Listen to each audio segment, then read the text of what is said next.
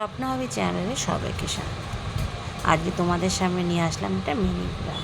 ঘরে নারকেল নেই, কি হয়েছে, চলো নারকেল ছাড়াই চিংড়ি মাছের মালাইকারি রেসিপিটা করে ফেলি।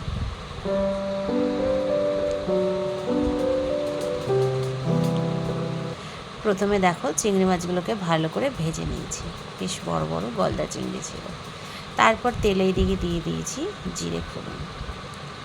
তার মধ্যে দিয়ে দিলাম পেঁয়াজ বাটা।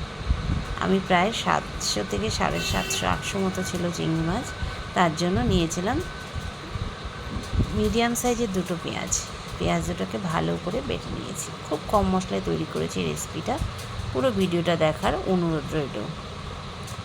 দেখো পেঁয়াজটা প্রায় আমার ভাজা ভাজা হয়ে আসছে, এটাকে আরেকটু ভাজবো যতক্ষণ না পেঁয়াজের কাঁচা গন্ধ যায়। বেশ পেঁয়াজটা ভাজা ভাজা হয়ে তেল ছেড়ে দিয়েছে। বেশ পেঁয়াজটা ভাজা ভাজা হয়ে তেলটা ছেড়েছে, দেখো এর মধ্যে আমি দিয়ে দেবো ঘরে যা মশলা থাকে তাই। প্রথমে দিয়ে দিলাম 2 চামচ লঙ্কা আর আদা বাটা দিয়ে এটাতে কিছুক্ষণ নাড়াচাড়া করবো। বেশ আদার গন্ধটা চলে যাবে। আমি না এটাতে রসুন দেইনি, খুব সিম্পলভাবে তৈরি করেছিলাম। ঘরে আমার নারকেল ছিল না, তা নারকেল দুধ ছাড়াই কীভাবে চিংড়ি মাছের মালাইকারি করেছি তা দেখো, এই রেসিপিটা দেখলেই বুঝতে পারবে।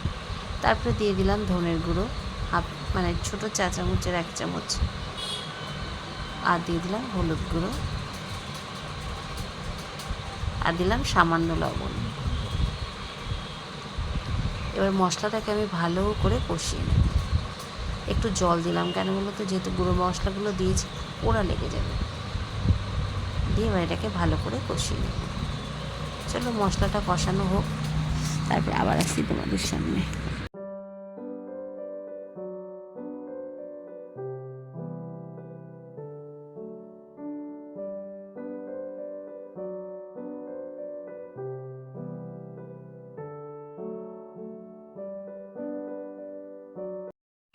বেশ মশলাটা কষানো হয়েছে, এর মধ্যে দিয়ে দিলাম টমেটো।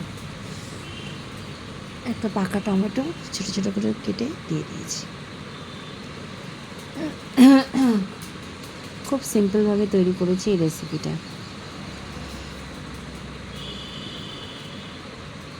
দেখো মশলাটাকে ভালো করে কষিয়ে নিলাম।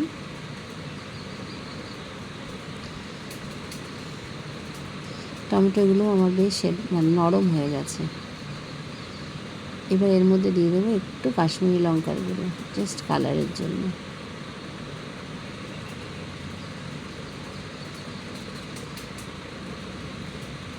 আবার একটু নাড়াচাড়া করে মশলাটা খুব ভালোভাবে কষে গেছে। চলো কষতে থাক।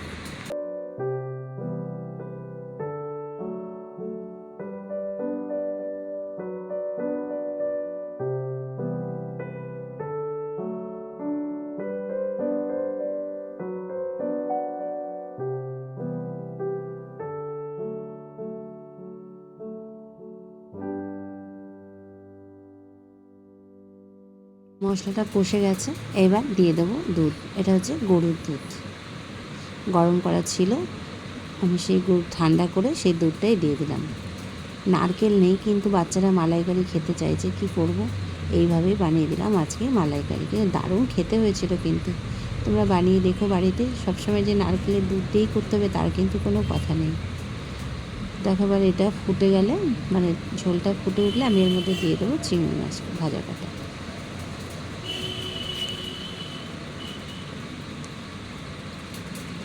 এই ঝোলটা আমার ফুটে উঠেছে, এবার দিয়ে দেবো চিংড়ি মাছ ভাজাগুলো। এবার বেশ তরকারিটা মাখো মাখো হবে, তারপরেই নামিয়ে নেব। চলো তরকারিটা হতে থাক।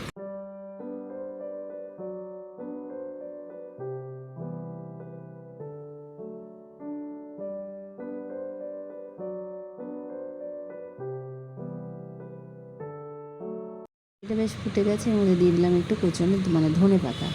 ধনে পাতার গন্ধটা মানে দারুণ লাগে চিংড়ি মাছের মালাইকারিতে। তারপর একটু ঢেকে দিলাম, ঢাকনা সরিয়ে। দেখো মাছের ঝোলটা আমার ফুটছে,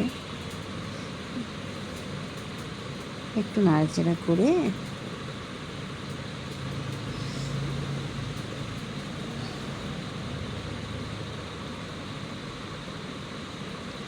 এত সুন্দর খেতে হয়েছিল না, দারুণ হয়েছিল। তোমরা বাড়িতে একবার রেসিপিটা ট্রাই করে দেখো, তারপরে আমাকে কমেন্ট করে জানিও যে নারকেলের দুধ ছাড়াও শুধু গরুর দুধ ও চিংড়ি মাছের মালাইকারি হয় কিনা।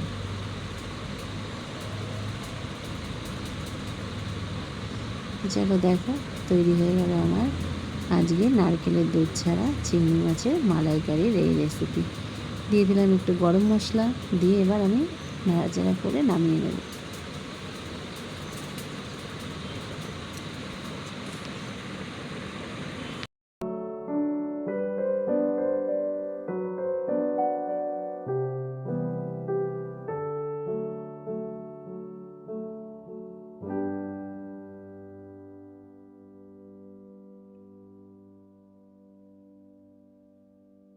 তৈরি হয়ে গেল আমার চিংড়ি মাছের মালাইকারি। আমি এবার এটা বাটিতে তুলে নিলাম। তা আমার আজকের ভিডিওটা তোমাদের কেমন লাগলো? ভালো লাগলে এটা লাইক করো, কমেন্ট করো, শেয়ার করো। আর যারা নতুন তারা চ্যানেলটাকে সাবস্ক্রাইব করো। অবশ্যই বেল আইকনটা প্রেস করো, তাই নতুন নতুন ভিডিও নোটিফিকেশান তোমাদের সামনে পৌঁছে যাবে।